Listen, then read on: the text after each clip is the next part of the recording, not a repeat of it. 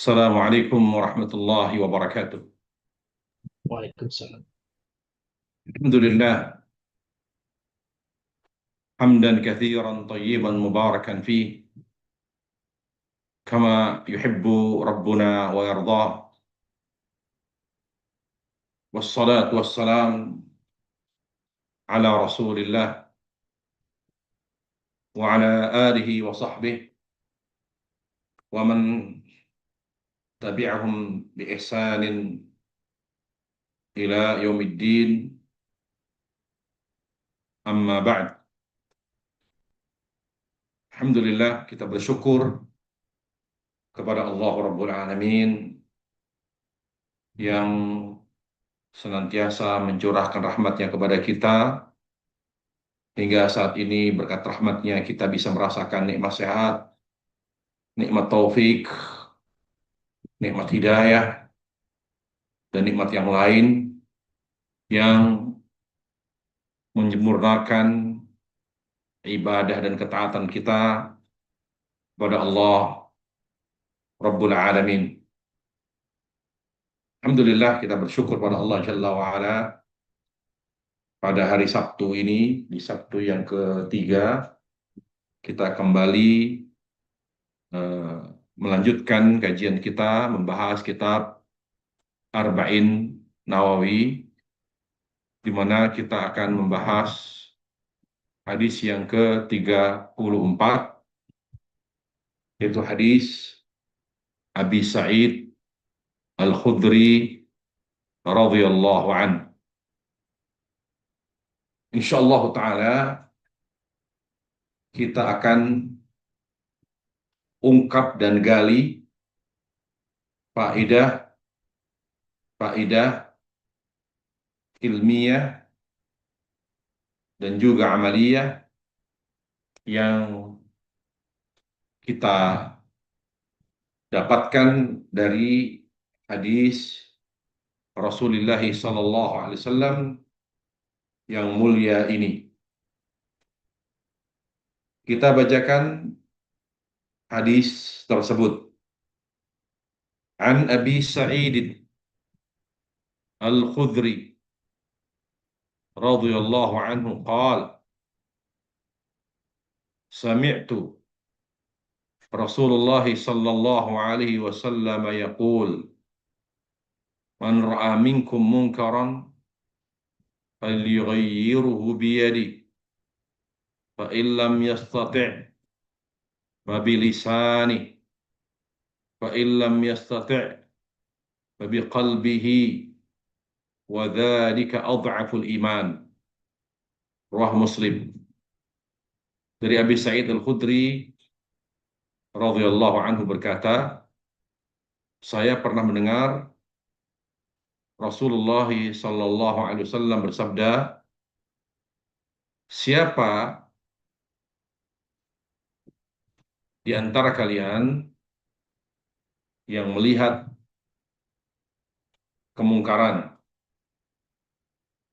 maka hendaklah ia merubahnya dengan tangannya. Dan jika tidak mampu merubahnya dengan tangannya, maka rubahlah dengan lisannya. Dan apabila tidak mampu juga merubah kemungkaran tersebut dengan hatinya, tidak mampu merubahnya dengan lisannya, maka rubahlah dengan hatinya. Yang demikian itu adalah selemah-lemahnya iman, yaitu merubah kemungkaran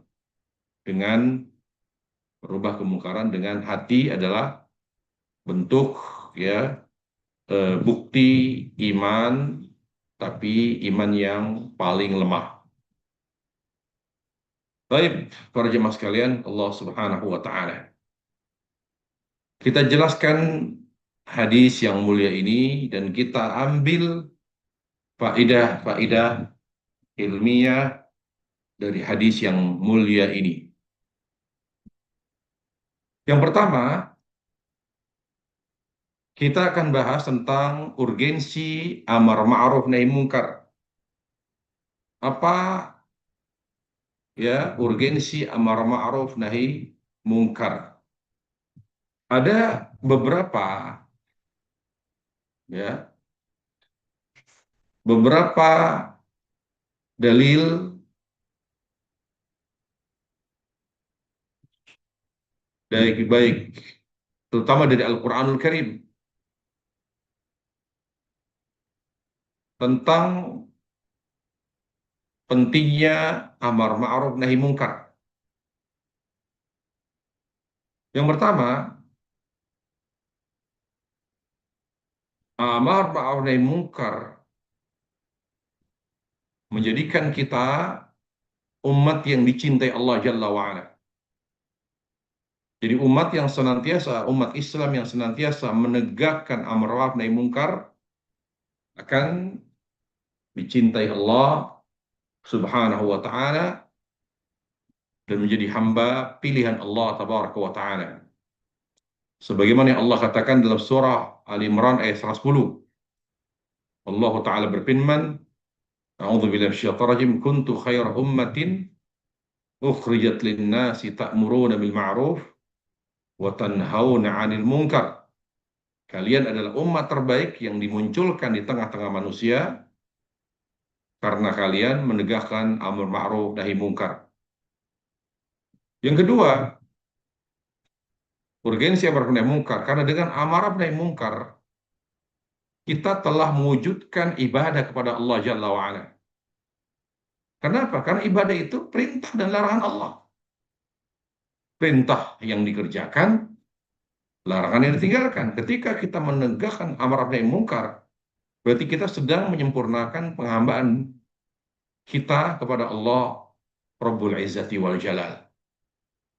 Kemudian yang ketiga, pentingnya amar nahi mungkar adalah bahwa dengan kita menegakkan amar ma'ruf nahi mungkar, kita sedang menjaga umat Islam, ya terutama keluarga kita dari kerusakan, dari dekadensi moral. Apa yang membuat kita masyarakat Muslim terjaga dari segala keburukan, penyimpangan dengan adanya amar nahi mungkar? Sebagaimana Allah katakan di surah Al-Anfal ayat 25, wattaqu fitnatan la tusibanna alladziina zalamu minkum khassah. Ya, berwaspadalah, takutlah kalian dari azab, dari kerusakan apabila telah menimpa ya umat Islam akibat kelalaian terhadap amar nahi mungkar, maka akan menimpa semuanya, bukan hanya yang berbuat zalim, bukan hanya berbuat maksiat, tapi semuanya akan kena. Jadi kerusakan alam ini ya terjadi bencana karena apa? Karena tidak ditegakkan amar ma'ruf nahi mungkar. Jadi sholat saja tidak cukup. Ya, ibadah saja tidak cukup untuk menangkal azab, tapi harus ada amar ma'ruf nahi mungkar. Kemudian dengan jelas sekali yang menyebabkan kita selamat dari bencana, dari azab adalah amar ma'ruf nahi mungkar. Jadi kalau kita ingin selamat dari bencana alam, ketika menimpa masyarakat dan kita ada di situ, maka syaratnya kita harus menegakkan amar ma'ruf nahi mungkar sebagaimana surah Al-A'raf ayat 165. Jadi kita tahu bencana alam itu sebabnya karena dosa. Memang ada sebab kecil karena ya tangan-tangan manusia merusak alam. Tapi yang paling besar, ya, sebab terbesar yang menyebabkan terjadi bencana alam adalah maksiat kepada Allah Jalla.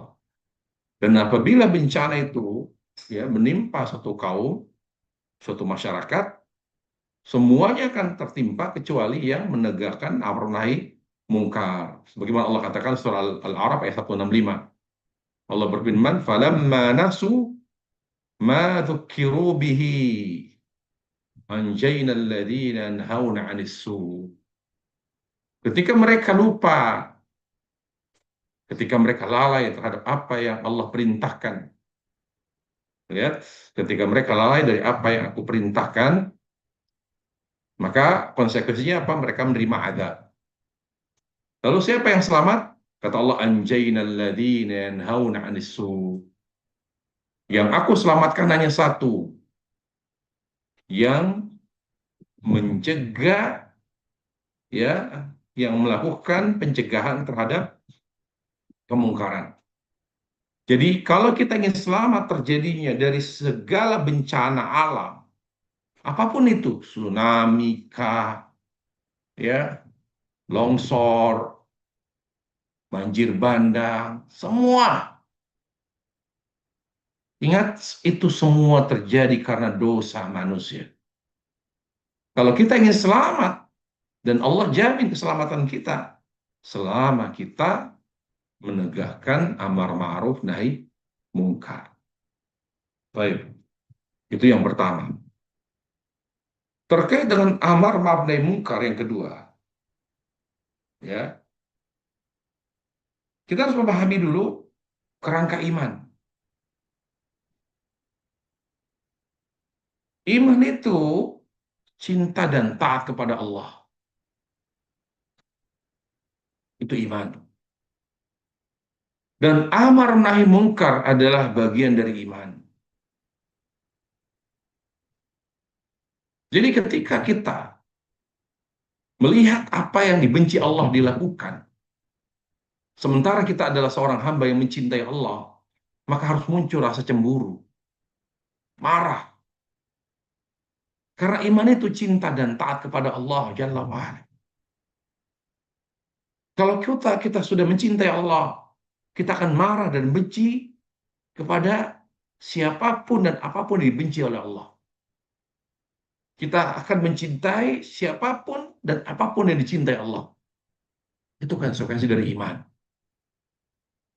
Makanya jelas sekali kata Nabi alaihissalam, kalau kita tidak bisa merubah, kalau kita tidak bisa merubah apa yang dibenci Allah dengan tangan kita, dengan lisan kita, maka rubahlah dengan hati. Kenapa? Karena iman itu cinta. Mencintai semua yang Allah cintai, membenci semua yang Allah benci. Itu iman. Ya. Dengan cara apa dia mengingkari dengan hati, menunjukkan kebenciannya terhadap sesuatu yang dibenci Allah Jalla wa'ala, dengan meninggalkan tempat maksiat tersebut. Itu bukti bahwa kita menegakkan amar ma'ruf munkar dengan hati kita. Dengan meninggalkan tempat yang merupakan lokasi maksiat. Karena kita harus memahami dengan baik ya ikhwatul iman para jamaah, bahwa iman itu cinta dan taat kepada Allah. Kalau cinta berarti mencintai semua yang Allah cintai, membenci semua yang Allah benci. Taat, semua yang Allah perintahkan dikerjakan, semua yang Allah larang ditinggalkan. Itu taat, itu iman. Ya. Nah, jadi harus ada kebencian. Minimal kita punya rasa benci kalau kita tidak punya kemampuan secara otoritas, kekuasaan yang dibahasakan Nabi alaihissalam dengan tangan. Kita juga kalau tidak punya ilmu, kita tidak mungkin mengingkarinya dengan lisan. Karena lisan itu artinya menjelaskan dengan ilmu, bukan dengan semangat.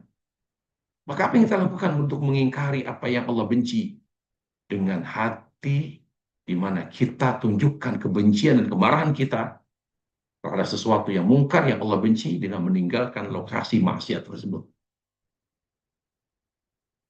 Ya, itulah bentuk ingkar mungkar terkecil. Cara kita mengingkari dengan hati yang paling, ya, cara menegakkan mungkar yang paling ringan, yang paling kecil seperti itu cara. Dengan meninggalkan lokasi maksiat. Kemudian di ikhwatul iman para jemaah, amar ma'ruf artinya perintah kepada, ya, memerintahkan perintah Allah. Nahi mungkar melarang, ya, yang dianggap mungkar oleh Allah Jalla wa'ala. Karena ini adalah yang dianggap baik bagi Allah dan dianggap mungkar oleh Allah, maka acuan mungkar dan ma'ruf bukan perasaan, bukan pula logika. Ya, Apa acuannya? Dalil. Ma'ruf. Apa itu ma'ruf? Ma'addahu sya'ru ma'addahu syar'u ma'rufa. Ma'ruf itu sesuatu yang dianggap ma'ruf oleh syariat, bukan oleh ulama. Oleh syariat Islam, oleh Al-Quran dan hadis Rasulullah Sallallahu Alaihi Wasallam yang disepakati oleh para ulama, itu namanya ma'ruf. Disepakati, ada kata sepakat. Sementara mungkar, suatu yang dianggap mungkar oleh Al-Quran dan hadis dan disepakati oleh para ulama. Kenapa ada kata sepakat? Karena kalau suatu perintah terjadi khilaf, tidak ada kesepakatan. Misalnya apa? Perintah sholat tasbih atau yang wajib lah ya. Misalnya perintah sujud sahwi. Ketika sujud sahwi itu ada perintahnya dari Rasul Shallallahu Alaihi Wasallam. Yang jadi masalah perintah sujud sahwi itu perintah wajib atau perintah sunnah. Nah itu. Ternyata para ulama berbeda pendapat. Ada yang mengatakan wajib dan ada yang mengatakan perintah Nabi terhadap sujud sahwi adalah sunnah. Nah, ketika ada perbedaan pendapat berarti tidak disepakati. Oleh karenanya, kalau ada orang membaca ayat sajdah atau tidak mengerjakan yang wajib di dalam sholat, dia misalnya tidak tasyahud awal misalnya, dia langsung berdiri. Lalu setelah salam, dia tidak melakukan sahwi. Bolehkah kita mengingkari? Tidak boleh. Dengan mengatakan, kenapa Anda tidak melakukan sujud sahwi? Anda tadi, kita bisa menegur imam misalnya.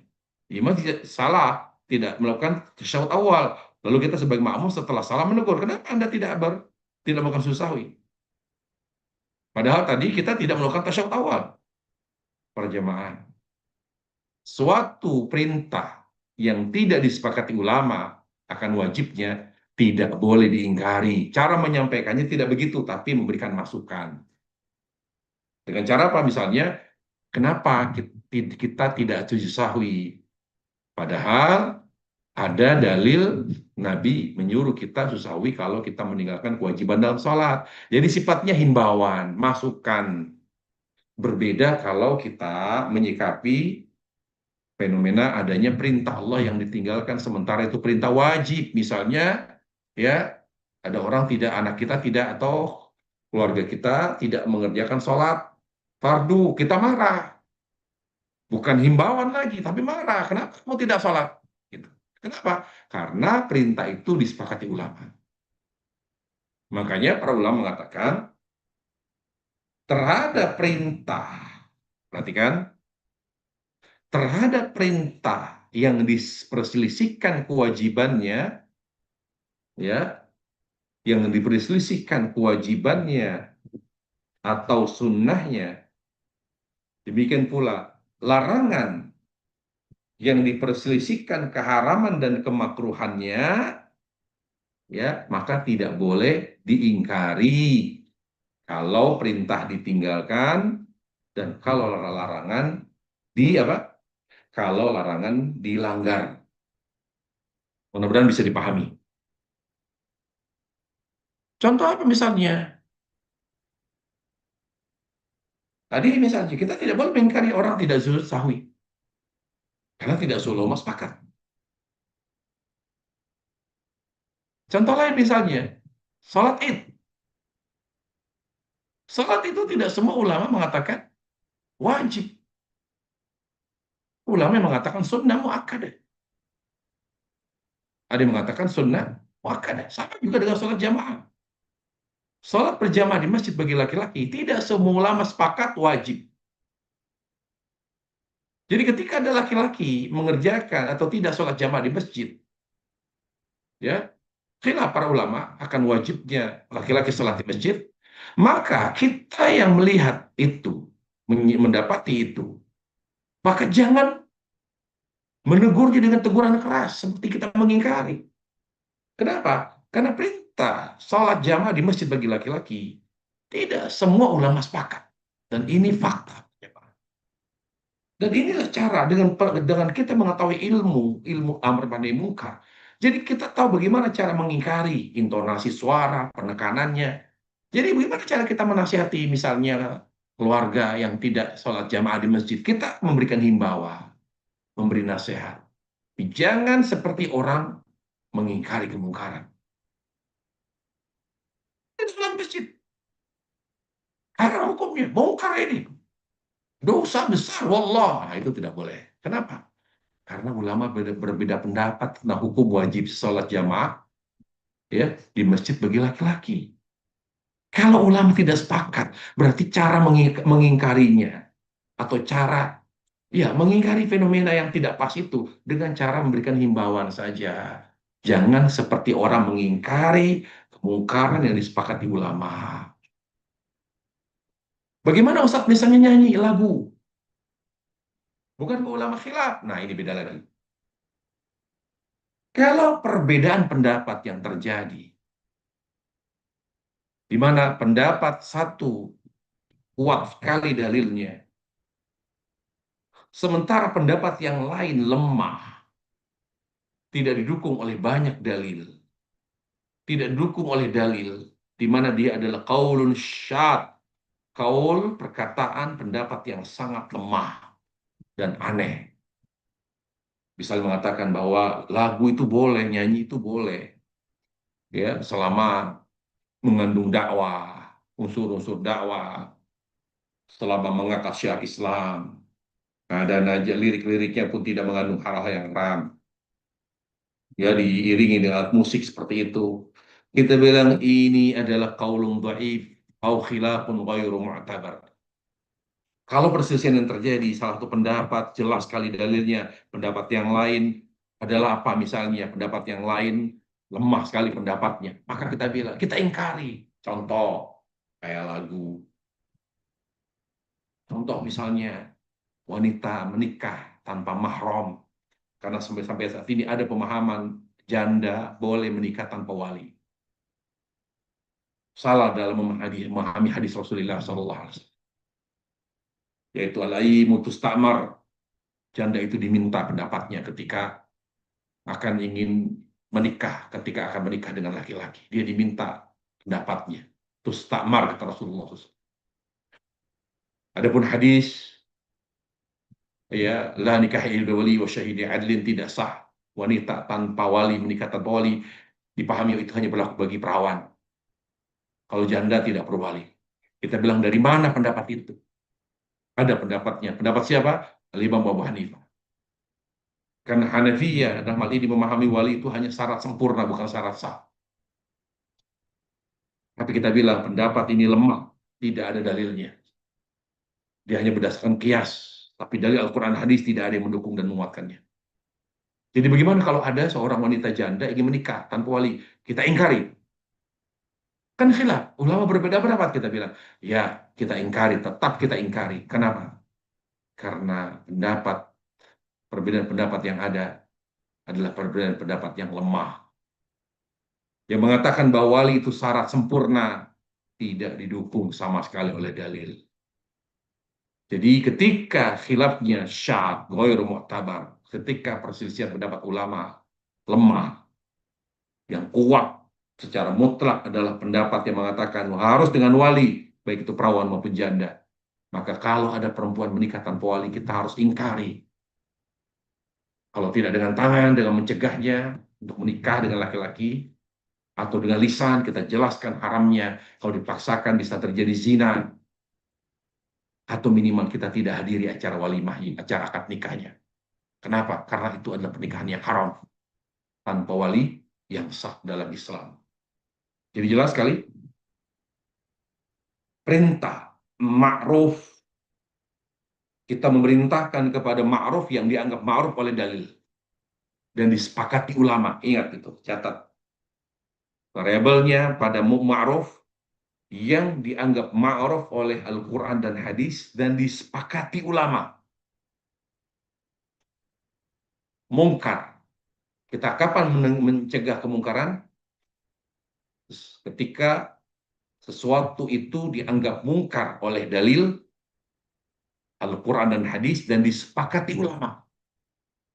Kalau terjadi khilaf, ulama berbeda pendapat dan masing-masing memiliki kekuatan dalil, tidak boleh diingkari. Tidak boleh diingkari para jemaah. Apa sih yang bisa jadi contoh yang lain lebih memperjelas? Cadar. Tidak boleh seorang wanita mengingkari. Kenapa? Tidak pakai cadar. Haram. Haram. Tidak boleh. Karena ada ulama yang mengatakan cadar itu sunnah. Jadi bagaimana cara menyikapi seorang wanita yang tidak bercadar? Kita hanya menghimbau. Kita hanya menyarankan kepada amal yang lebih baik. Apalagi dia cantik. Kita arahkan dia untuk bercadar. Tapi kalau ada wanita tidak bercadar, kita ingkari. Kita benci, kita marah. Ini adalah ghirah, semangat agama yang berlebihan. Ingat para jemaah Allah Subhanahu wa taala, tidak boleh kita mengingkari adanya pelanggaran ya atau kelalaian terhadap perintah. Sementara perintah itu dikhilafkan oleh para ulama akan wajibnya. Dan kita juga tidak boleh mengingkari adanya pelanggaran terhadap kemungkaran. Sementara kemungkaran tersebut dikhilafkan oleh para ulama. Tidak semua ulama bilang mungkar. Contoh lain apa contohnya? Contohnya apa contoh? Nah, makan dengan tangan kiri. Kok bisa? Kita hanya mengimbau saja. Nggak boleh tangan kiri, tangan kanan. Begitu sampai dipukul, sampai dientak begitu. Kenapa? Karena tidak semua ulama menganggap makan dengan tangan kanan itu wajib. Sebagian ulama menganggapnya sunnah. Menganggapnya sunnah. Berarti kita himbau saja. Ya. Dan tidak semua ulama menganggap makan dengan minum dengan tangan kiri itu haram. Ada sebagian ulama menganggap makan dan minum dengan tangan kiri hukumnya makruh. Mereka mengacu pada kaidah. Larangan dalam adab bermakna makruh. Ini kan adab. Makan, minum, tidur itu kan adab. Jadi larangan dalam adab itu makruh. Larangan atau perintah dalam adab itu sunnah. Itu sunnah. Jadi makan dengan tangan kanan sunnah, bukan wajib. Nah, begitulah pentingnya memiliki ilmu dalam amar nahi mungkar. Jadi kita apa? Ketika kita melihat oh ini khilaf nih, tapi kita pengen yang lebih baik ya, kita kasih masukan. Baiknya begini loh, kalau makan jangan tangan kiri. Beda kalau ulama semua sepakat. Ulama semuanya sepakat bahwa makan dengan tangan kanan wajib. Makan dengan tangan kiri haram. Maka kita bilang, hukumnya tidak boleh. Kiri tidak boleh marah. Kenapa kita marah? Karena ulama sepakat. Makan dengan tangan kiri, haram. Tapi kan faktanya tidak. Tidak semua ulama sepakat makan dengan tangan kiri itu haram. Ada di antara mereka yang mengatakan makan dan minum tangan kiri hukumnya makruh. Dan tidak semua ulama menganggap bahwa makan dengan tangan kanan wajib. Sebagian mereka menganggapnya sunnah. Jadi dalam hal ini kita dalam bersikap, dalam menegakkan amar ma'ruf munkar harus hati-hati. Jadi marahnya kita itu terhadap perintah yang dilalaikan dan disepakati ulama. Itu marah kita. Itu pun marah semarah-marahnya dan kita tindak ketika kita punya otoritas.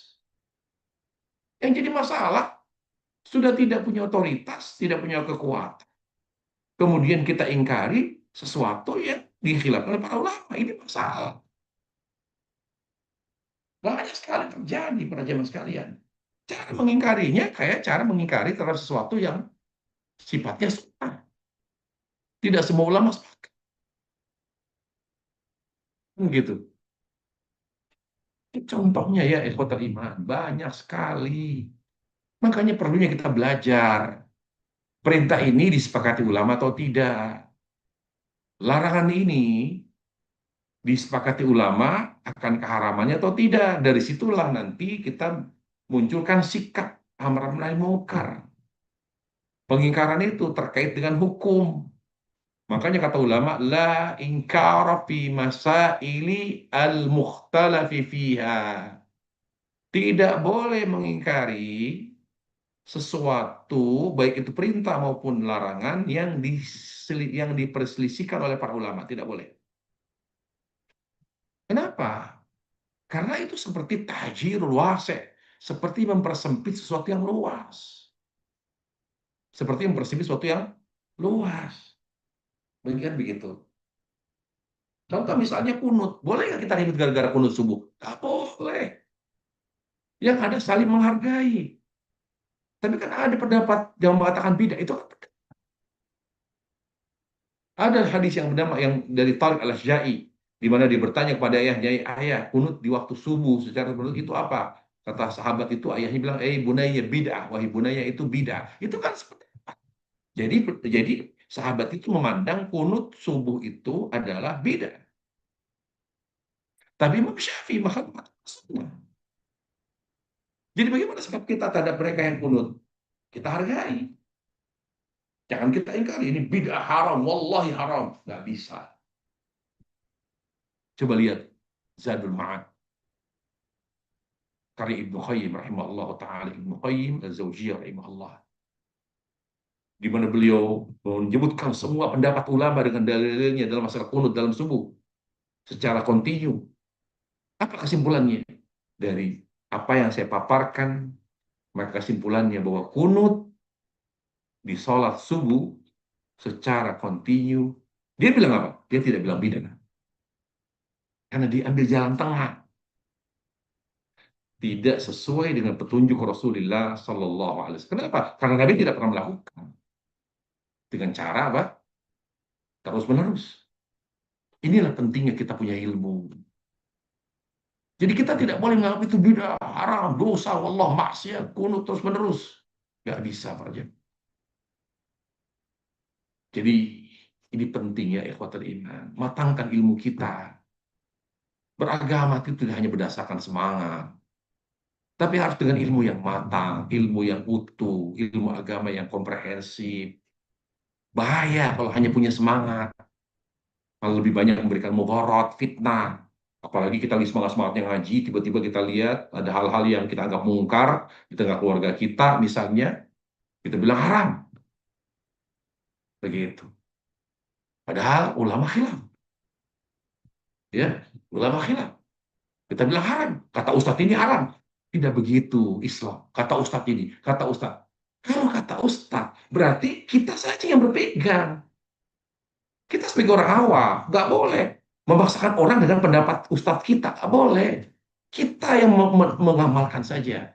Kita melazimkan diri kita dengan pendapat Ustadz kita. Tapi memaksakan pendapat Ustadz kita kepada orang lain, itu salah. Itu fitnah itu. Jadi agama tidak hanya berdasarkan semangat. Kan agama itu maslahat. Apa jadinya kalau kita paksakan, kita ingkari? Nggak boleh. Siapa? Kata Ustadz saya. Oh begitu. Makanya ribut. Itu kan Ustadz itu. Itu Ustadz kami itu. Terus dipaksakan ke saya, ya iyalah. Lu kata Ustadz saya begini itu haram, ya haram. Makanya ribut. Terjadi pemutusan silaturahim. Yang salah siapa? Yang salah kita. Memaksakan pendapat Ustadz kita terhadap orang lain. Boleh. Nggak begitu cara menegakkan syariat Islam. Gitu. Hati-hati. Terlalu berlebihan dalam bersemangat menegakkan agama tanpa ilmu justru lebih banyak merusak daripada memberikan maslahat. Ini penting hadis yang mulia ini. Amar nahi mungkar itu tidak hanya berdasarkan semangat dalam menegakkan amar nahi mungkar, harus dengan ilmu. Tidak dengan ilmu, cari tahu. Ini masalah ini khilaf atau tidak para ulama. Jadi kita jangan hanya ngaji dari satu ustadz. Yang kedua, sering baca buku. Kalau tidak tahu, tanya kepada ustadz kita. Ustadz sebetulnya yang benar, ini masalah ini, apakah ulama sepakat atau ulama berbeda pendapat? Tanya. Kalau memang ini haram, ulama sepakat atau ada perbedaan di antara para ulama, apakah pendapatnya itu kuat? Masing-masing pendapatnya kuat. Dari situ kita bersikap. Dari situ kita bersikap para jamaah sekalian. Misalnya contoh, ya, contoh apa misalnya? Ulama berbeda pendapat tadi, saya bisa contoh misalnya sama anak, kita boleh bertindak dong sama anak. Gara-gara anak makan dengan tangan kiri, kita boleh kita mukulin anak karena dia makan dengan tangan kiri. Kita pukul. Bahkan kita siksa dengan tetesan lilin misalnya yang nyala. Kenapa? Karena dia makan dengan tangan kiri. Boleh atau tidak? Secara dalil tidak dibenarkan, Pak Jen. Kita hanya menghimbau. Kenapa? Itu bukan mungkar yang disepakati ulama. Lihat, bukan mungkar yang disepakati ulama. Atau misalnya anak makan sambil berdiri, sambil jalan, kita jewer. Nggak boleh makan dengan tangan sambil berdiri, nggak boleh makan sambil jalan, dijewer. Boleh atau tidak? Tidak. Bedakan kemungkaran yang disepakati ulama dan bedakan kemungkaran yang disepakati yang tidak disepakati ulama dalam bersikap. Bedakan perintah yang disepakati ulama, ma'ruf yang disepakati ulama, dan bedakan ma'ruf yang tidak disepakati ulama. Contoh misalnya menggunakan tasbih dalam berzikir. Memang ulama sepakat semuanya beda? Nggak ada. Tidak semua ulama sepakat. Tapi kata Ustadz ini, itu kan kata Ustadz Anda. Ustadz yang lain mengatakan tidak beda. Tapi ya kalau itu digunakan sebagai alat untuk memastikan jumlah supaya tidak lebih dan kurang, maka itu bisa menjadi sunnah. Tapi yang menjadi bid'ah itu jadi masalah kalau dia meyakini berzikir dengan menggunakan alat tasbih itu lebih afdol, lebih khusyuk daripada dengan jari. Ini masalah. Tapi banyak orang menggunakan tasbih bukan untuk itu, tapi untuk memastikan bilangan zikir sesuai dengan yang disebutkan oleh Rasulullah SAW. Jadi masalahnya di mana? Jadi kalau kita tasbih, beda. Loh, kan Anda bilang beda. Loh, kata saya beda. Nggak ada tuntunan dari Nabi alaihissalam. Ya, ikhwatal iman. Tidak semua yang tidak ada tuntunannya dibilang bid'ah. Kok bisa Ustaz? Ya. Kok membingungkan? Tidak. Untuk apa? Kita bilang bid'ah itu yang disepakati para ulama. Kita bilang bid'ah. Contoh kunut tadi. Tidak semua ulama mengatakan kunut di waktu subuh secara kontinu bid'ah. Tidak semua ulama. Tidak semua ulama mengatakan, tidak ulama tidak sepakat seluruhnya bahwa menggunakan tasbih, alat tasbih dalam berzikir itu bid'ah, tidak semua. Kalau tidak ada kesepakatan, jangan bilang bid'ah. Tapi kita arahkan kepada yang sesuai dengan contoh. Karena Nabi tidak pernah menggunakan tasbih. Karena Nabi tidak pernah kunut di waktu subuh. Jadi kita katakan tidak ada tuntunannya. Yuk kita lakukan yang sesuai dengan tuntunan Nabi. Begitu para jamaah sekalian. Ini penting sekali ilmu. Karena kalau kita menegakkan amar nahi mungkar, ternyata menimbulkan mudarat yang lebih besar, bisa jadi hukumnya haram. Contoh apa misalnya? Melakukan sweeping terhadap tempat-tempat maksiat di waktu atau di bulan Ramadan. Dilakukan oleh ormas misalnya, datangi tempat-tempat maksiat. Ternyata masih ada kegiatan maksiat, dibuka, wah dipecah-pecahin semua, jadi seluruh keluar, digebukin bahkan. kita bilang haram. Loh, kok menegakkan amar ma'ruf munkar itu haram ya? Karena bukan ya, karena mereka melakukan sesuatu yang bukan wewenangnya, bukan pemerintah. Tapi kan berarti dosa mereka. Tapi kan kita tidak turun, kita punya kekuatan. Kalau mereka punya kekuatan lebih besar bagaimana? Mereka punya masa lebih besar, hancur kan? Gak bisa. Contoh misalnya kayak konten-konten yang mencegah orang lewat lawan arus, ya, lawan arus misalnya, atau ya seperti lawan arus atau lewat bahu jalan misalnya. Ada beberapa orang dengan badan besar membuat konten seperti itu. Ya, dia bilang balik bang, balik bu, nggak boleh lewat lawan arus. Para jemaah sekalian, kalau pemerintah lalai dalam menjalankan tugas, dalam hal ini misalnya Satpol PP atau polisi lalu lintas, itu kesalahan mereka. Bukan berarti kita mengambil tugas mereka, mengambil alih tugas mereka. Tidak boleh. Bagaimana kalau mereka tidak terima? Kalau kita, loh, terus nggak salah? Bukan salah. Yang salah adalah sampai memaksakan diri. Dipaksa sampai ada sebagian jatuh.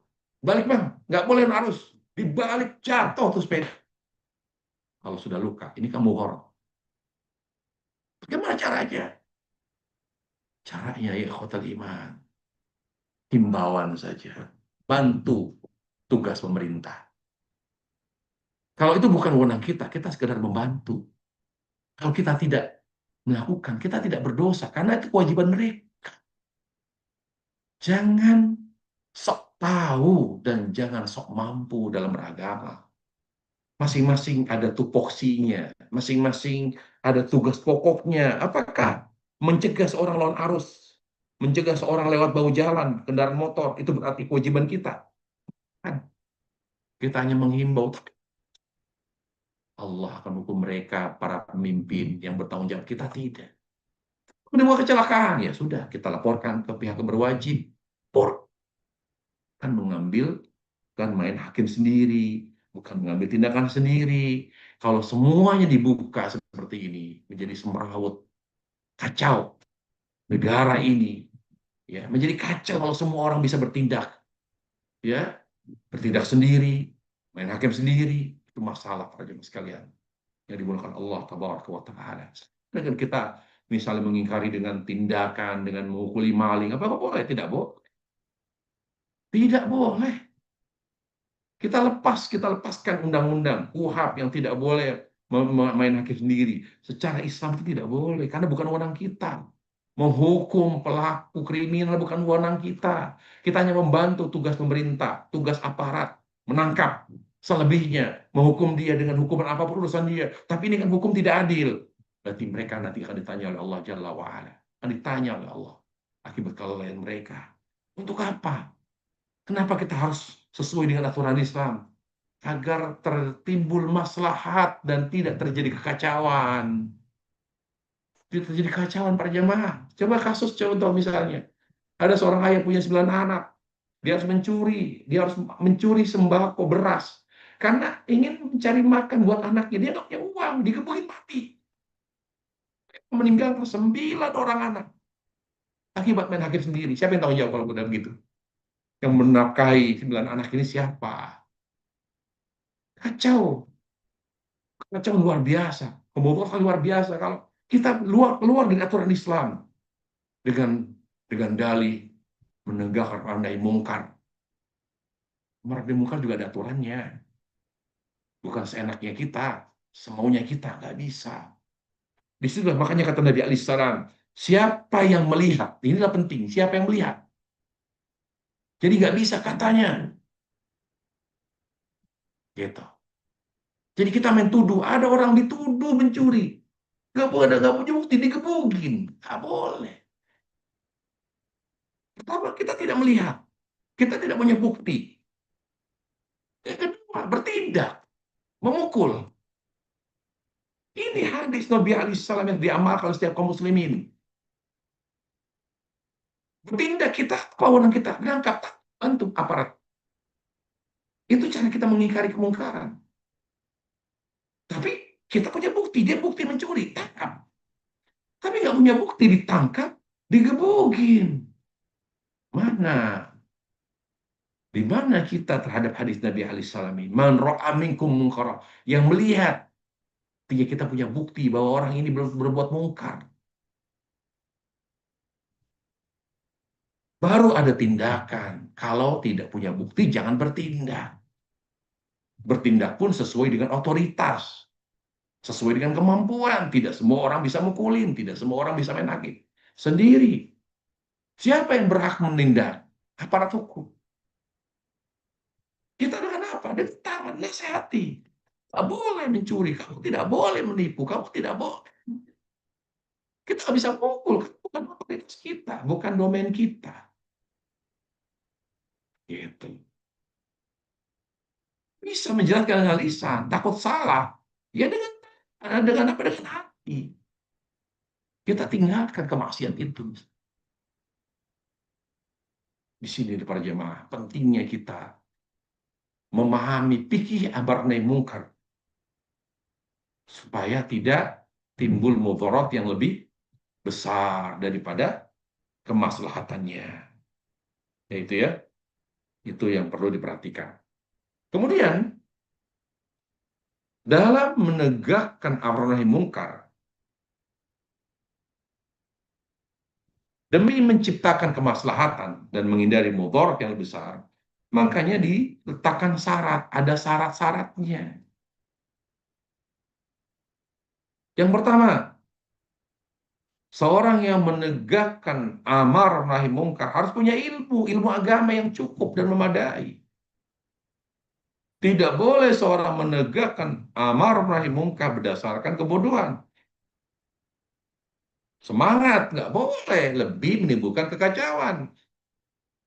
Lebih menimbulkan mudarat yang lebih besar.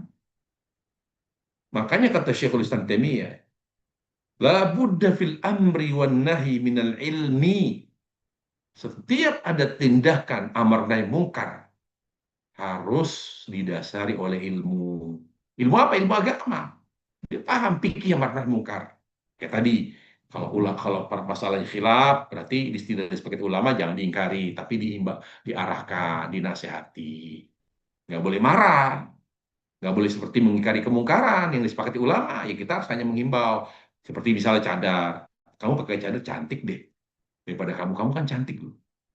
Kalau kamu nggak pakai fitnah nanti. Tapi ya, maksiat, Allah, maksiat. Eh, nah cadar itu ulama berbeda pendapat. Tidak semua ulama bilang wajib. Nah ini penting. Yang kedua, apa syarat untuk menegakkan ilmu mungkar? Ikhlas karena Allah. Kan adanya kepentingan pribadi, kepentingan kelompok. Nggak boleh. Semata-mata karena Allah, Jalla wa'ala, karena ingin menegakkan perintah Allah. Nggak boleh seorang ingin balas dendam, litasyafi. Nggak boleh seorang menengkari kemungkaran, menegakkan ilmu mungkar karena dendam. Atau ingin menguasai suatu wilayah tertentu. Dihabisin itu semua. Dibasmi tempat-tempat maksiat. Supaya ternyata ada kepentingan di situ. Dia ingin menguasai tempat itu.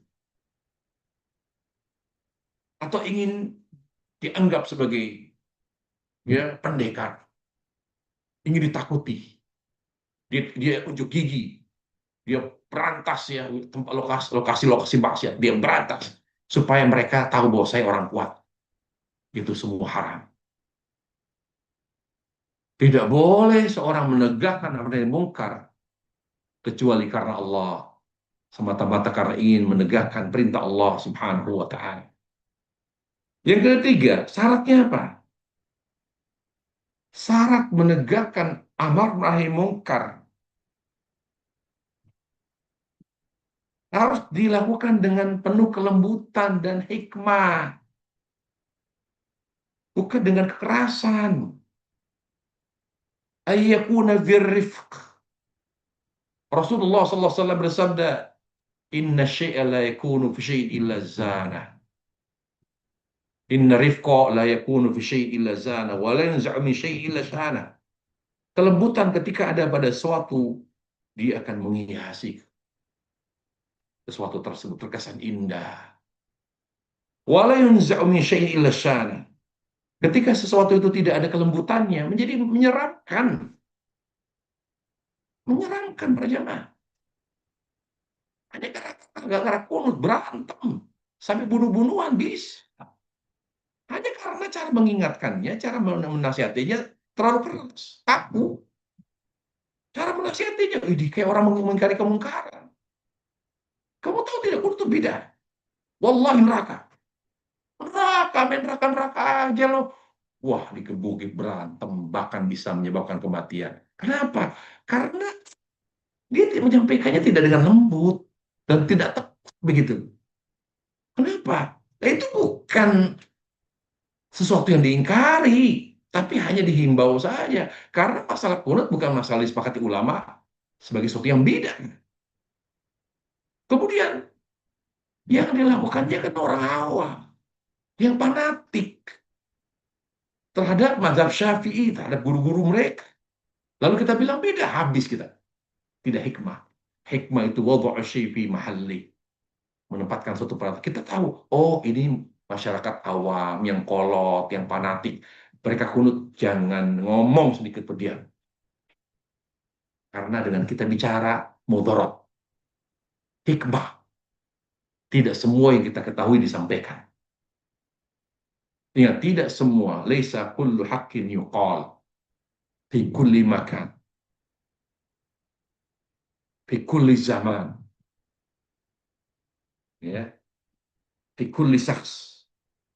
Tidak semua yang benar itu disampaikan di setiap tempat, setiap waktu, dan ke semua orang. Lihat siapa yang kapan waktunya, lihat tempatnya, kondusif atau tidak, situasinya, tempatnya di mana. Masa mengingkari kemungkaran di tempat maksiat? Kalian tahu semua, joget itu haram, dan kita menyampaikannya di mana? Di diskotik, klub malam, digebugin kita. Perhatikan tempat, waktu juga. Di saat orang sedang marah, kita nasihatin, habis kita. Tidak semua orang bisa menerima kebenaran karena dia masih awam. Dia tidak bisa mencerna, dia tidak paham itu mungkar. Dia tidak mendapatkan didikan, dia tidak mendapatkan info yang utuh dan awam. Kita harus bedakan mana awam, mana penuntut ilmu, mana alim. Lihat waktu, lihat tempat.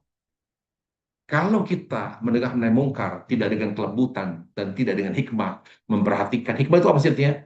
Memperhatikan waktu, tempat, siapa yang kita ajak bicara, justru akan lebih menimbulkan mudarat. Lihat Nabi Alaihissalam ketika akan mengutus Mu'ad ke Yaman. Beliau beritahu kok Mu'ad, hati-hati Mu'ad, kalau kamu ajak debat, kalau kamu dakwah mereka, kamu harus siap berdebat. Kenapa? Karena ya objek dakwah kamu itu ahlul kitab, dia punya ilmu. Artinya beliau mengajarkan hikmah.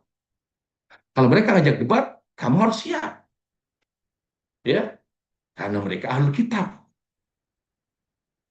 Gitu. Nabi menyatakan kamu debat boleh karena ahlul kitab.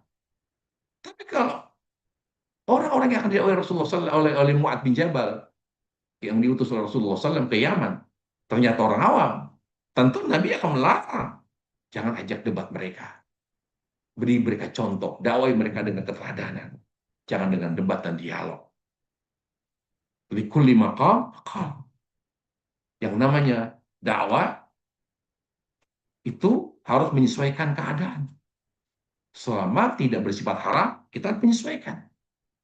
Jadi dakwah itu fleksibel. Selama tidak bersifat haram. Ya, ini yang perlu diketahui para jemaah sekalian. Allah Subhanahu wa taala. Terus misalnya, apakah amar ma'ruf itu hanya dilakukan oleh petugas-petugas? Hanya para petugas saja yang bertugas menegakkan amar ma'ruf misalnya. Karena kita di negara kita kan nggak ada petugas yang menegakkan itu misalnya. Atau misalnya Kementerian Agama memberi tugas, ya, ada bikin bikin misalnya komisi, ya, pemberantas maksiat misalnya. Dia bikin komisi pemerintah. Nah, itu kewajiban mereka saja, kita tidak. Tidak. Kita semua berhak menegakkan amar nahi mungkar. Jangan bilang, ah bodo amat, itu tugas mereka, pemerintah, kita tidak. Para jemaah, tugas menegakkan amar ma'ruf nahi mungkar adalah tugas kita semua. Siapa yang menugaskan? Rasulullah SAW. Karena Rasul mengatakan, siapa di antara kalian? Maksudnya, dari umat beliau SAW. Jadi kita semua bertugas, berkewajiban menegakkan nahi mungkar. Siapa yang memberikan tugas? Rasulullah SAW. Namun dalam menegakkan amar ma'ruf nahi mungkar harus berdasarkan kapasitas. Kalau kita punya otoritas, ingkari dengan power, dengan tindakan, ya, yang terukur, ya, tidak semena-mena. Kalau kita tidak punya kekuatan, ingkari dengan lisan. Karena itu kewajiban kita semua. Itu kewajiban orang mas itu. Saya enggak perlulah. Diam. Nah, setiap muslim wajib menegakkan amar ma'ruf nahi mungkar. Kalau bisa dengan tangan, dengan kekuatan, dengan power, kalau tidak dengan lisan, dengan ilmu, dengan nasihat, kalau tidak bisa minimal dengan hati yang menunjukkan kebencian, ketidaksenangan kita terhadap kemungkaran tersebut, dan meninggalkan tempat maksiat itu. Begitu para jemaah sekalian yang dimuliakan Allah Subhanahu wa taala. Kemudian berikutnya, ya, kita harus apa namanya? Mengetahui tahapan-tahapan dalam dakwah. Apa itu tahapannya? Disebutkan oleh para ulama, maratib al-amr ma'ruf. Jadi tahapan untuk menegakkan mungkar itu, menegakkan amar nahi mungkar, harus melalui 3 tahap. Tidak langsung konyong-konyong kita langsung mengingkari, haram. Ya, wajib. Bid'ah, nggak bisa begitu. La budda an namurra bi thalathi marahil. Kita melalui tiga tahapan. Pertama, orang yang akan kita ingkari, orang yang akan kita menjadi objek amar nahi mungkar kita. Yang pertama, harus mendapatkan dakwah, mendapatkan informasi yang utuh, tidak separuh-separuh, tidak parsial, tapi utuh dia mendapatkan. Dia tahu tentang tauhid, kita tegakkan kalau dia sampai misalnya pergi ke makam keramat. Tapi nggak bisa kalau ada saudara kita pergi ke ziarah ke makam keramat, wisata religi misalnya dari makam keramat ini ke makam keramat itu, kita bilang Anda musyrik, wallah, nggak bisa. Apakah Anda pernah berdakwah kepada dia? Pertama, sebelum kita menegakkan amar nahi mungkar, kita terlebih dahulu menyampaikan dakwah, terangkan. Hanya kata Allah, wa ma kunna mu'adzibin, ya, ya, hatta nab'atha rasula. Tidaklah kami mengadab sampai datang kepada mereka rasul untuk menjelaskan. Wa ma arsalna min rasulin illa bilisani qaumi. Ya, tidaklah kami utus seorang rasul kecuali dengan bahasa kaumnya. Untuk apa dengan bahasa kaumnya? Supaya bisa menjelaskan. Jadi kita jelaskan dulu. Sampai juga dengan terhadap anak. Kita tidak boleh langsung menegakkan amar nahi mungkar, tapi tidak ada penjelasan. Tidak ada dakwah, jelaskan dulu secara lembut, hikmah. Ini nggak boleh, ini tuh begini, ini tuh wajib. Dan ulama sepakat, ini begini-begini. Kapan awalnya begitu? Yang kedua, baru perintah. Setelah diberitahu, diberi informasi, ternyata ada kelalaian di situ, kita perintah, sholat kamu, tangan kanan. Nah, perintah. Jadi kapan ada boleh kita memerintahkan terhadap orang yang kita punya otoritas, ya, anak, keluarga. Kan banyak keluarga kita yang awam. Banyak keluarga kita yang awam. Boleh kan kita langsung, misalnya minum dengan tangan kiri. Tapi orang pada tahu, tapi kasih tahu dulu, Kak, minum tangan kanan. Oh iya, makasih ya. Subhanallah, betapa indahnya mengingkari kemungkaran dengan lembut. Ya, kita ingatkan, misalnya rokok, boleh nggak kita mengalah? Nggak boleh Pak, rokok, rokok haram. Nah, dakwah dulu, jelaskan. Diskusi, kalau baru setelah itu nggak boleh. Ya, silahkan pemerintah. Jadi dakwah dulu, memberi informasi dulu, baru memberikan himbauan. Kalau sudah dihimbau, ternyata tetap dilakukan, tetap dilanggar, baru ambil tindakan. Itu pun terhadap orang yang ada di bawah otoritas kita. Ya, kalaupun tidak dengan tindakan yang konkret dengan power kita, ya paling tidak kita dengan lisan kita jelaskan gitu. Anda Muslim, Muslim itu amal. Anda tahu nggak? Aduh, saya jelaskan loh itu haram. Kamu tahu kan haram? Jelaskan secara lisan saja. Kalau juga tidak didengarkan lisan kita, ya sudah kita bahkan tidak perlu menyapa dia. Tunjukkan kemarahan kita. Kalau kita pertimbangannya maksiat, lalu kita menghajar dia, tidak menyapa dia, tidak menegur dia, boleh kalau pertimbangannya agama. Bahkan tidak terbatas hanya 3 hari. Bahkan bisa lebih dari itu. Selama ada kemaslahatan, ada potensi untuk berubah. Tapi kalau ternyata tidak berubah, maka tidak boleh ada pemboikotan. Tidak boleh. Ya, itulah para jemaah sekalian, hal penting yang kita pahami terkait dengan fikih amar nahi mungkar berdasarkan hadis yang ke-34 dari hadis Nabi alaihissalam yang sampai sanadnya kepada Abi Sa'id atau Abu Sa'id Al-Khudri radhiyallahu an. Demikian para jemaah sekalian kajian kita pada pagi hari ini, mudah-mudahan bermanfaat. Wassallallahu wasallam wa baraka Muhammad wa ala alihi wa sahbihi wasallam walhamdulillahirabbil alamin. Baik, syukron jazakallahu khair Ustaz atas penyampaian materinya. Semoga ini menjadi ilmu yang bermanfaat bagi para jamaah semua. Sebelum dimulai sesi tanya jawab, kami ingin infokan mengenai jadwal kajian di MT Sahabat Ilmu Teladan, bisa lihat di Instagram kami, dan juga untuk melihat rekaman dari kajian-kajian yang sudah kami lakukan ada di YouTube kami, MT Sahabat Ilmu Teladan. Baik, para jamaah dipersilahkan apabila ada yang ingin bertanya, bisa raise hand untuk bertanya langsung dengan Ustadz, ataupun bisa menulis di kolom chat, nanti insya Allah akan kami sampaikan, kami bacakan. Tafadhol para jamaah, apabila ada yang ingin bertanya, dipersilahkan. Ustadz, mungkin ini dari Ana dulu, Ustadz. Bagaimana Ustadz ya kalau sikap kita terhadap kunut tadi di sholat subuh, dan hanya kita aja mungkin yang paham bahwa kita tidak harus kunut subuh, apakah kita ikut angkat tangan dan ikut mengaminkan gitu imam membaca doa kunutnya, atau bagaimana Ustaz baiknya Ustaz? Ya memang Imam Ahmad ditanya karena beliau menganggap kunut subuh itu bid'ah. Tapi beliau pernah sholat subuh bersama gurunya Imam Syafi'i. Sementara gurunya Imam Syafi'i menganggap kunut itu sunnah.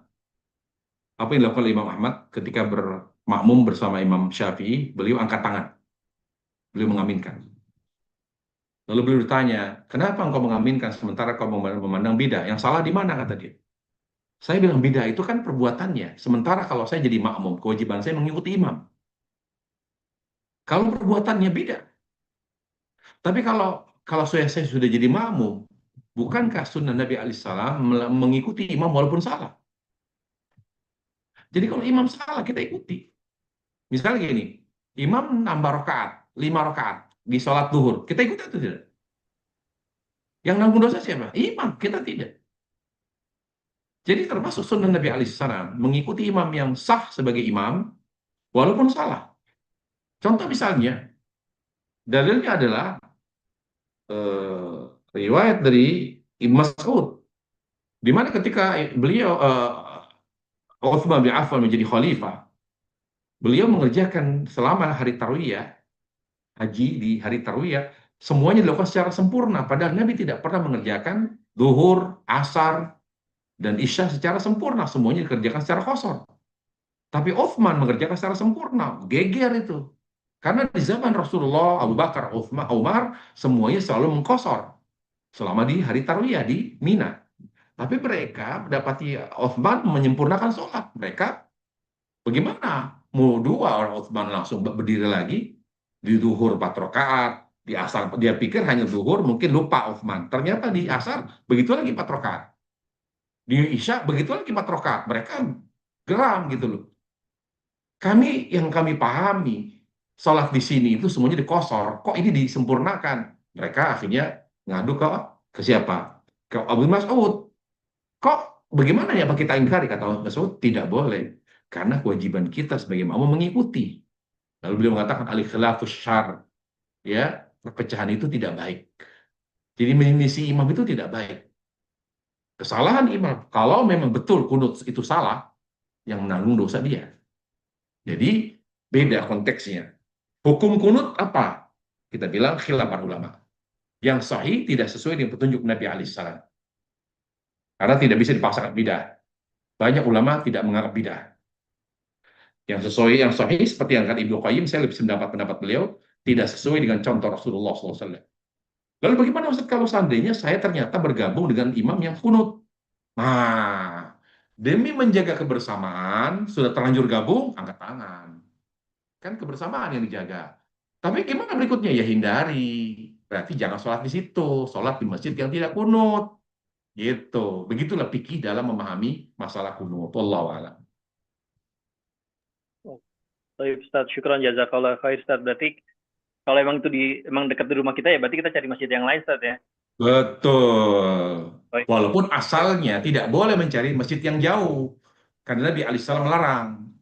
Karena masjid itu dibangun untuk membina kebersamaan, bukan untuk menimbulkan perpecahan. Jangan hanya gara-gara kunut, ya. Ya kalau bisa, misalnya mereka menghargai kayak di masjid dekat rumah saya itu gantian. Kadang hari ini kunut, besok tidak. Nah, kebetulan jadi imam tidak kunut itu saya. Makanya saya selalu datang karena tidak kunut. Ya sekarang kita ngelarang, nggak ngasih solusi. Mungkin mereka mau juga masyarakatnya ala dia nggak kunut, tapi kan siapa yang maju? Gitu. Makanya pendekatan kalau memang orang-orangnya keras, kaku ya udah baru kita mencari masjid yang lain, mungkin yang sudah yang mungkin jaraknya agak jauh dari rumah kita. Tapi sebelum itu adakah kita upaya melakukan perbaikan apa namanya takmir masjid? Sudah ada belum atau belum? Sudah ada belum upaya perbaikan? Selama ini kita tidak pernah bersosialisasi, tidak pernah bergaul, nggak ada upaya perbaikan. Gimana kita selama ini nggak pernah bergaul, tapi sholatnya di tempat yang jauh? Ini kritik, ini nggak benar kayak gini. Ya. Baik. Baik, syukran Ustaz atas penjelasannya. Nah, ini ada pertanyaan masuk Ustaz, satu dari Ibu Indah. Assalamualaikum Pak Ustadz, saya pernah mendengar kajian bahwa kegiatan-kegiatan mubah seperti tidur, makan bisa menjadi berpahala bila kita niatkan kegiatan-kegiatan tersebut untuk menjaga tubuh tetap sehat dan memberi hak pada tubuh.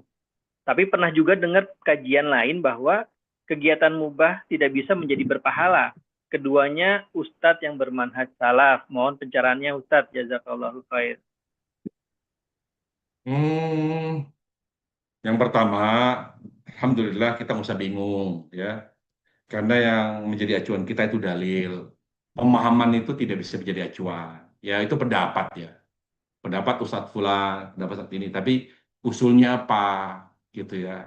Dalilnya apa yang mengatakan bahwa perkara mubah itu bisa menjadi pahala, kebaikan kalau diniatkan untuk misalnya supaya menjaga kebugaran tubuh, supaya bisa sehat, supaya bisa bermanfaat. Ada yang mengatakan nggak bisa, perkara mubah itu bisa menjadi kebaikan. Kita bilang, apa namanya, boleh berbeda pendapat, tapi yang menjadi acuan kita adalah dalil. Ya, dalil di sini dan juga pemahaman sahabat Rasulullah SAW menjawab bahwa perkara mubah, pertama kita harus pahami dulu apa itu mubah. Kita tarik dari definisi ibadah, gitu. Karena agama itu apa? Agama itu ya perintah atau larangan.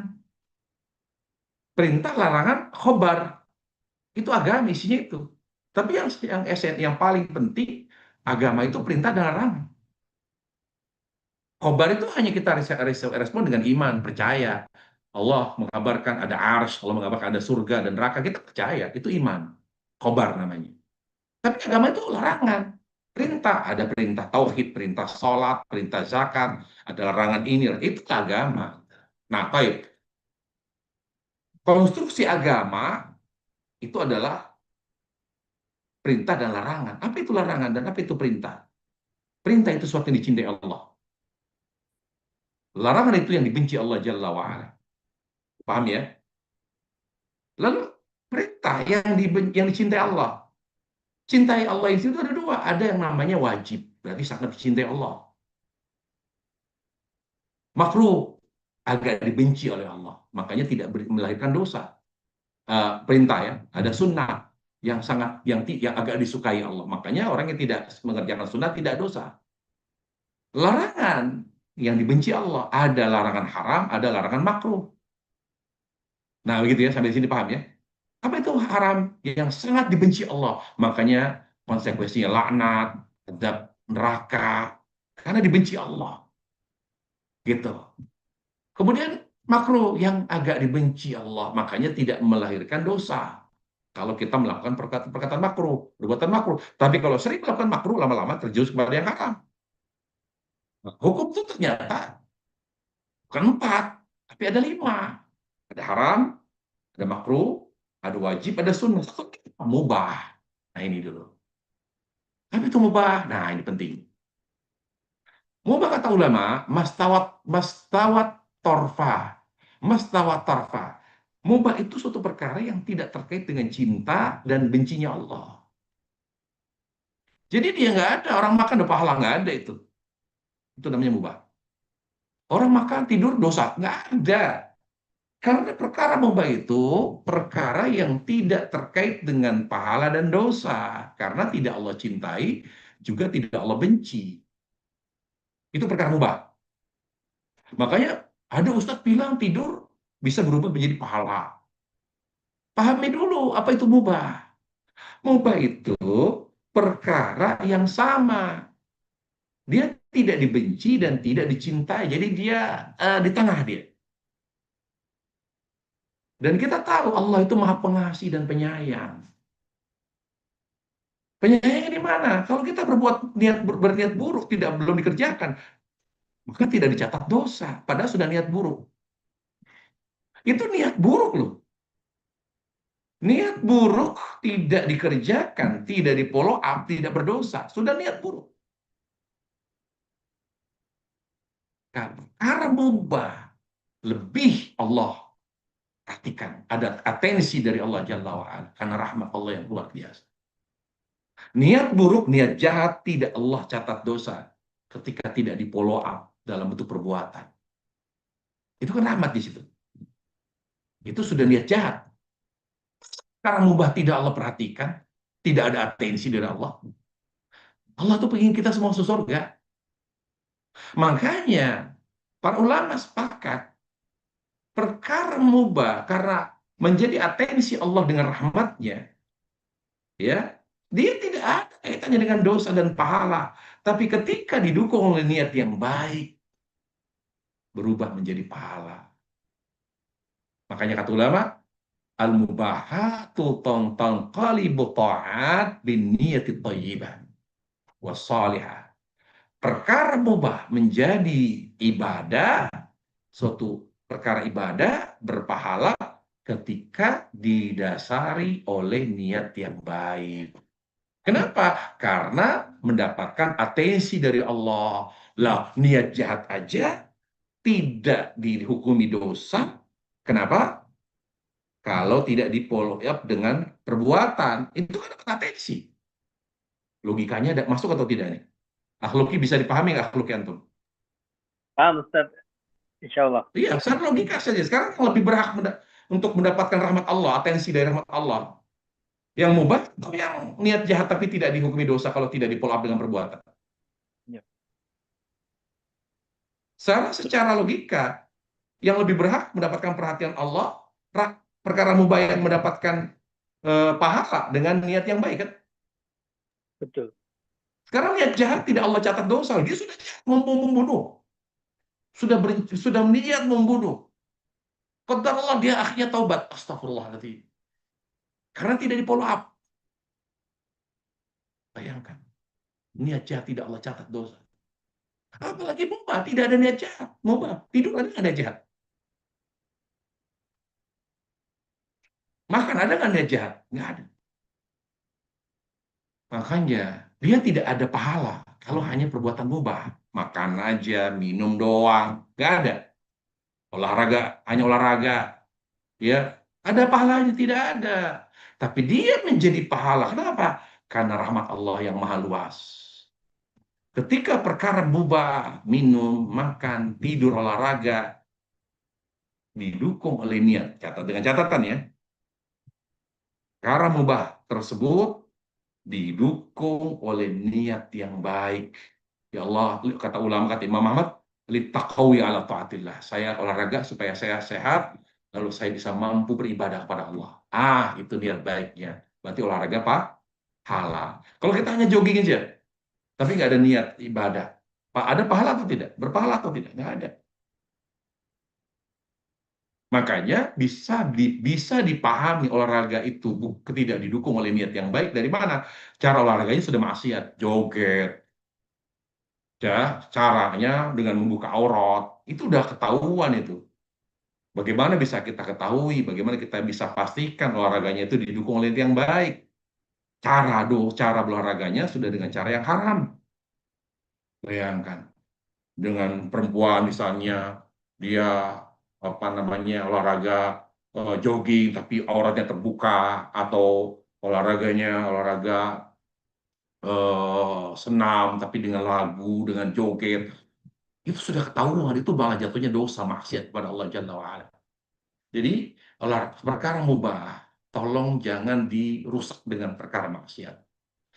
Justru manfaatkan perkara mubah dengan niat yang baik, maka Allah Tabaraka wa Ta'ala menjadikan perkara mubah yang kita kerjakan dengan niat yang baik justru menjadi bekal akhirat kita. Jangan kita cari bekal melalui sholat aja, zakat aja, puasa Ramadan aja. Cari bekal akhirat melalui perkara mubah yang kita niatkan dengan niat yang baik. Kita tiap hari kan makan. Kita tiap hari kan minum, tidur, olahraga. Seminggu berapa kali. Nah, cari juga bekal akhirat di situ. Dengan cara apa? Niatkan dengan niat yang baik.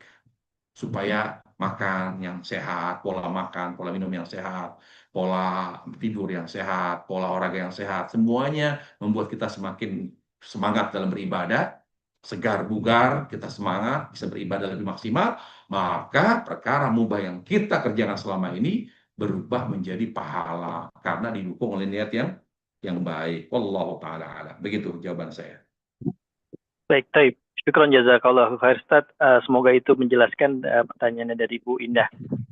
Selanjutnya, Ustaz, ada pertanyaan satu lagi, Ustaz, dari teman kami. Afwan, Pak Ustaz, izin bertanya, bagaimana mendapatkan cara mendapatkan rahmat Allah dalam segala kegiatan kita?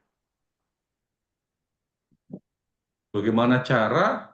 Ya tadi, kerjakan suatu perbuatan yang Allah perintahkan, baik itu yang Allah perintah dikerjakan, kerjakan, dan itu pasti besar rahmatnya, karena perintah itu yang Allah cintai, kan cinta kasih. Cinta kasih. Jadi, kerjakan perbuatan yang Allah cintai, perintah, jaga dulu yang wajib. Jaga dulu yang wajib, kemudian yang sunnah. Baru setelah itu perkara mubah dengan niat yang baik. Jangan, mubah banyakin deh. Enggak juga, enggak boleh. Makanya salah satu perkara yang menyebabkan kita terkena fitnah, kata ulama, tawasul bil ummahat, terlalu berlebihan dalam melakukan perkara mubah. Terlalu banyak makan, terlalu banyak minum, terlalu banyak tidur, terlalu banyak olahraga, terlalu sering olahraga, itu enggak bagus. Perkara mubah itu dilakukan sesuai keperluan saja, tidak boleh berlebihan. Kalau ingin disayang Allah Jalla wa'ala, jaga perintah Allah. Yang wajib itu dijaga dengan kualitasnya. Makanya kata Allah Jalla wa'ala, wa ma taqarraba ilayya abdi bisyai'in habbu ilayya mimma aftaratu alaihi. Seorang hamba tidaklah dia mendekatkan dirinya kepadaku dengan sesuatu yang aku cintai sampai aku mencintainya. Tidak ada yang lebih aku cintai daripada apa? Sesuatu yang aku perintahkan. Jadi caranya bagaimana? Kita mendapatkan rahmat, jaga perintah Allah secara kualitas. Kerjakan sholat dengan khusyuk, ya. Apalagi jaga tauhid, kerjakan sholat dengan khusyuk, dengan cara yang benar. Kalau Anda sebagai seorang istri, jadilah istri yang baik. Kalau Anda sebagai seorang anak, jadilah anak yang baik, berbakti pada orang tua. Sebagai seorang istri, jadilah seorang istri yang berbakti kepada suami. Kalau Anda sebagai seorang ibu, didiklah anak karena perintah Allah, didik dengan baik. Karena itu kewajiban untuk menjaga mereka dari api neraka. Ya, seperti itu. Jaga perintah Allah, tinggal larangan Allah yang haram, kerjakan perintah Allah yang wajib, insya Allah. Terus, jangan meremehkan perkara sunnah. Semua yang sunnah kerjakan, terutama sunnah dalam perkara sholat. Ya, dahulukan yang sholat, sunnah-sunnah dalam hal sholat. Kemudian tinggalkan yang makruh, jangan meremehkan perkara makruh. Jangan bedakan antara makruh dengan haram. Makruh ini tidak boleh. Kalau ingin disayang Allah seperti itu, jangan bedakan antara makruh dengan, lihat sahabat, tidak pernah membedakan antara makruh dengan haram, tidak pernah membedakan antara apa? Antara wajib dengan sunnah. Apa dampak positifnya? Allah ridhoi mereka. Bukan hanya Allah sayang. Lihat Taubah ayat 100. Radhiyallahu anhum. Karena mereka adalah orang-orang yang selalu menjaga perintah Allah, tidak pernah membedakan antara wajib dengan sunnah, dan selalu meninggalkan semua larangan Allah, dan tidak bedakan antara yang haram dengan yang makruh. Betul-betul mereka manfaatkan semua perkara mubah untuk ketaatan kepada Allah. Mereka belajar berenang, mereka belajar memanah, semua olahraga.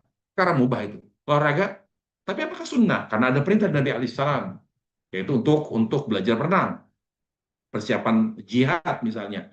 Baik, tapi olahraga yang lain sifatnya mubah, ya. Jadi semua dimanfaatkan untuk persiapan, untuk ibadah pada Allah Taala sebagai sarana, sebagai media untuk menjalankan ibadah pada Allah. Dengan begitu, selama tidak mengerjakan perkara mubah secara berlebihan, insya Allah rahmat Allah akan meliputi kehidupan kita. Wallahu taala. Baik, syukron jazakallahu khair Ustaz atas jawabannya. Insya Allah itu bisa menjawab dari pertanyaan yang disampaikan. Ada lagi para jamaah yang mau bertanya? Silakan bisa raise hand, bertanya langsung dengan Ustadz ataupun menulis di kolom chat, nanti akan kami bacakan. Silakan para jamaah. Saya kira cukup ya kalau memang nggak ada yang bertanya lagi. Baik Ustadz. Alhamdulillah, saya kira cukup, saya kira jelas, karena saya lebih berharap jamaah fokus kepada materi, gitu ya. Dan pertanyaannya pun sifatnya yang melengkapi pemahaman atau ada hal yang kurang dipahami. Saya berharap tidak melebar ke sana kemari, supaya setiap kajian kita betul-betul kajiannya tuntas, baik berupa penyajian materi maupun pertanyaan. Ya, kalau memang waktunya masih ada, mungkin bolehlah 1-2 pertanyaan yang tidak terkait dengan materi. Tapi saya kira sudah cukup. Demikian, benar-benar bermanfaat kajian kita pada hari ini. Semoga Allah Jalla wa'ala memberi topik kepada kita dan memberkahi hidup kita, ya. Dan semoga kita dari kajian ini mendapatkan ilmu yang bermanfaat yang bisa menjadi amal soleh bagi kita semua. Dan semoga Allah menambahkan terus pemahaman agama kita dan menambahkan memberi kekuatan kepada kita untuk terus bisa menjadikan umur kita umur yang berkah dan selalu menjadi sarana untuk mendekatkan diri kepada Allah Subhanahu wa taala. Akhir kalam saya ucapkan di kajian kita ini dengan kafaratul majlis, subhanakallah bihamdik, asyhadu an la ilaha illa anta, astaghfiruka wa atubu ilaik. Assalamualaikum warahmatullahi wabarakatuh.